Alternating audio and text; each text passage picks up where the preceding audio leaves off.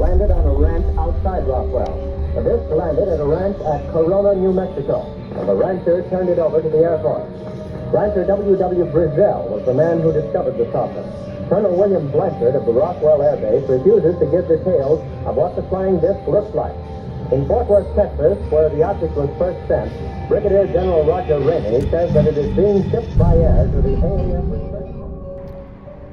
Hey everybody, Joe Harper here with Reformed Truther Ministries. In today's video, I am hunting after the Greys in New Mexico. So here I am in Albuquerque, New Mexico. I got the beautiful landscape of the American Southwest behind me. And in today's video, we're going to be going after the Greys. This is something that I've wanted to do for months, something I've been praying about for months. So this is going to be a really exciting opportunity to do some research into one of these frontline cryptid topics. As I've said in my other videos time and time again, I think from a biblical standpoint, the most important one is the giants, the Nephilim, the understanding of the antediluvian world. But in terms of what is going on in our world right now, this quote alien phenomenon, this U.F.O. phenomenon, this Grey phenomenon is one of the most important cryptid things to research. As we're going to be talking about today, there is a real phenomenon. There's an abduction program. There's a breeding program. We're going to be talking about this today. And as I've said in other videos, I do not believe that these are our space brothers from outer space. As a matter of fact, if you watch some of my other videos, I think so much about space itself we've been lied to. But I think that these are demonic Nephilim hybrids, which is the term that I've started to use, which is similar to the way L.A. Marzulli articulates it. He has said that the bodies of the Greys are biological meat suits, are avatars for demonic spirits. But I think it's important to understand, no matter how you articulate what these things are, they come from the spirit world, they are interdimensional, they are not intergalactic, and they are preternatural. And preternatural, what that means is that they are physical, they can interact, you can see them, touch them, they can harm you, but they're spiritual. And this is why so much of the abduction experiences are stopped by prayers in the name of Jesus Christ, which is something is very important to know. And that this spiritual warfare works on these creatures, and this is similar to other cryptid creatures because of the fact that they are both physical and spiritual. So for the next couple days here, I'm in Albuquerque right now. We're going down to Roswell first. We're going to be doing some investigating down there. We're going to go to their International UFO Museum, maybe try to drive and get as close as we can to the crash site. And then tomorrow we're going to be driving up into the mountains of New Mexico to investigate the underground base at Dulce, and we'll be talking more about those things as we move along. So I'm excited for what we have today. Let's see what we find. By the way, this is a fantastic hat, so I hope everybody appreciates how much work I've done to get an appropriate hat for the American Southwest.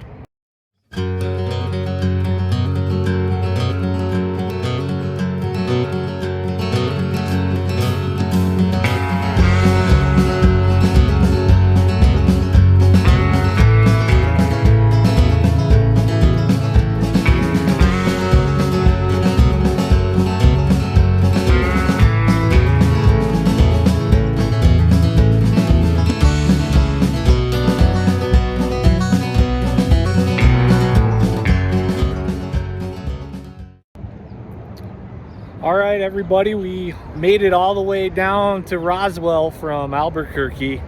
It was a little bit of an interesting drive getting down there. There was actually a bunch of snow that was on the ground, and there was some snow and ice on the highway at one point when I was turning off of exit. I think it was on to 285. I'd have to look at the number again, the highway. There was actually a gas tanker truck that had gotten into a crash, and it was on the curb, and it was part of the lane was actually blocked, and I had to drive around it.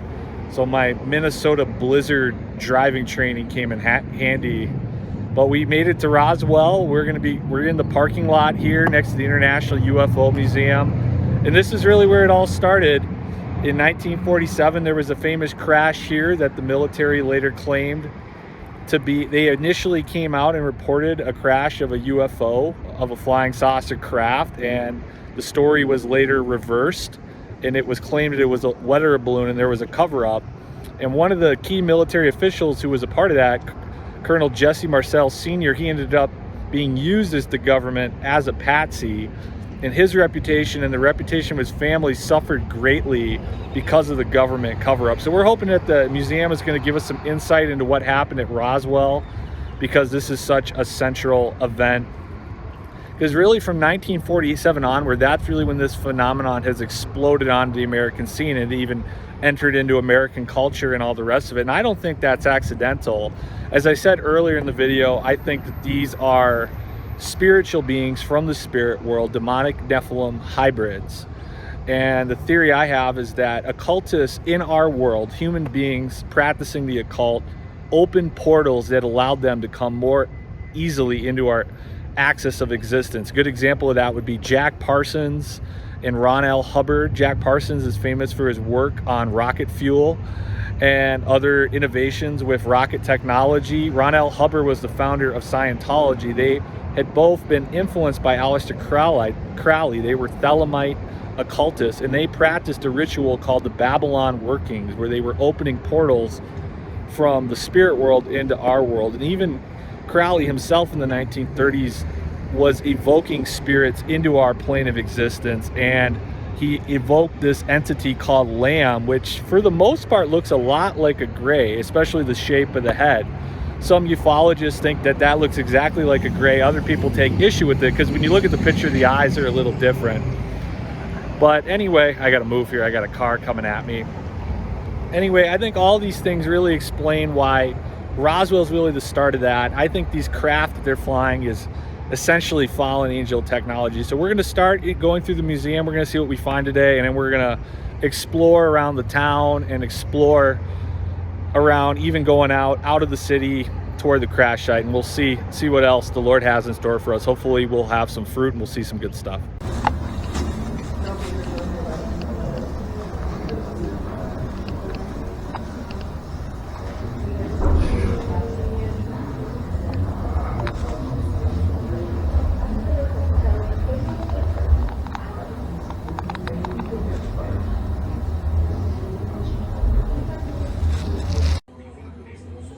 This is very impressive in the museum here that they have a plaque here actually talking about the creation of MJ-12 under the Truman and the Eisenhower administrations, and how they talk about how this organization was responsible for the retrieval of all things craft, and it was essentially the combining of our military intelligence and scientific resources in this country. And this organization has been central in the work of retrieving UFO craft objects, and they've been instrumental in the alien cover-up and all things relating to the alien phenomenon. So at this exhibit, you see an alien lying on the bed, and then it's supposed to be the humans having recovered the body of a gray. But if you look at the x-ray there, look at how large the head is. It's so similar to the elongated skulls that have been found in Paracas, Peru. It has that long elongated shape that's been connected to the Nephilim. So there's just some really interesting parallels that you see when you look at these reenactments of what grays are supposed to look like. Take a look at these pictures of these petroglyphs. These are been found on an Hopi Indian reservation here in the American Southwest. And yes, as this display is trying to make the point that these look like the gray entities, and I think there's something to be said about that. Now, there's two ways you could understand that. A, that grays have been coming to our world for thousands of years, or it could reinforce what I've been saying throughout the length of this video, that these are entities from the spirit world, and that these have been seen by people such as Native Americans, perhaps even Native American medicine men and spiritual leaders. So these petroglyphs really give you something to think about. Check this out, guys. We are in the Roswell International UFO Museum Research Library, and they have this mural here, and then you look here, and this is just wall-to-wall books on the topic. So not only do they have museums and exhibits, but they have a full-on, pretty well-stocked research library. So this is really, really neat. You know me, I'm a book lover, so I could be lost in here for a long time. So I'm sitting here in the International UFO Museum in Roswell, in the research library, and I actually found this book. It is an entire encyclopedia of UFOs. And you look here, these books here are wall to wall. They're all over the place. I've been very, very impressed with the museum. I think they talked about a lot of stuff about ufology. It covers a lot more than just the crash. I've been in a decent amount of museums at this point. You never know whether they're going to be very high end or kind of more of a mom and pop shop just looking for tourism money. But this place, they've really done a high quality job with the exhibits and with the research library. So that's really been great. So I'm gonna poke around here a little bit in the research library and maybe shamelessly go into the gift shop and buy some merch, and then we're gonna go on the next leg of our journey. So stay tuned.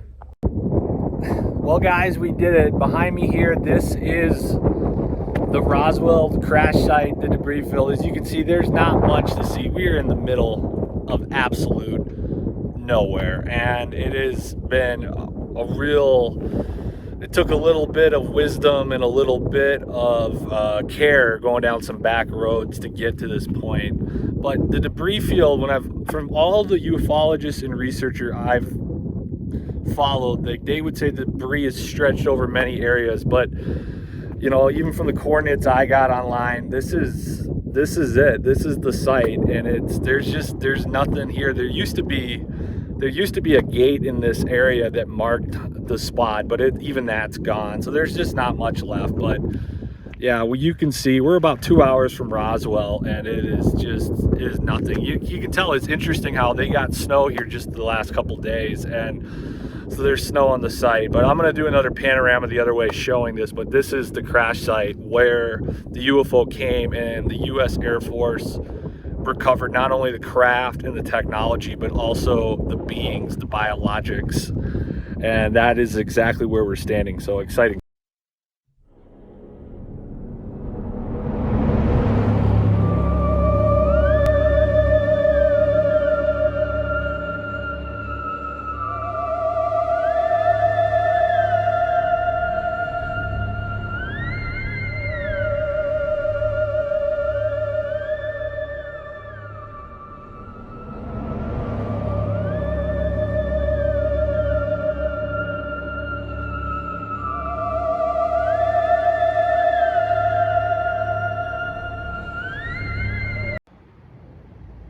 What's going on, everybody? Joe Harper here with Reformed Truther Ministries down in New Mexico. So today is day 2. Yesterday was a pretty great day. We went all the way down to Roswell and all the way back up to Albuquerque. It was a good day. I really enjoyed driving through New Mexico. I saw a lot of the state. I took one route down, and then I went to the crash site and took another route up back to Albuquerque. So there was definitely just some beautiful, scenic, majestic views to see. I came back pretty tired. I slept pretty hard last night, but I'm excited for day 2. The main event today is we're driving up to Dulce to investigate. Ufologists for years have claimed that there is a deep underground military base, or a DUM, under the mesa around Dulce, New Mexico, where there are supposed to be gray aliens alongside the U.S. government. So we're going to be investigating this. This is probably something that would be so uneventful unless you find out you're right, and then you find yourself in a world of problems. But I know the Lord's going to protect us. I think it'll be good to go up there and film it and just to capture it on footage at the very least.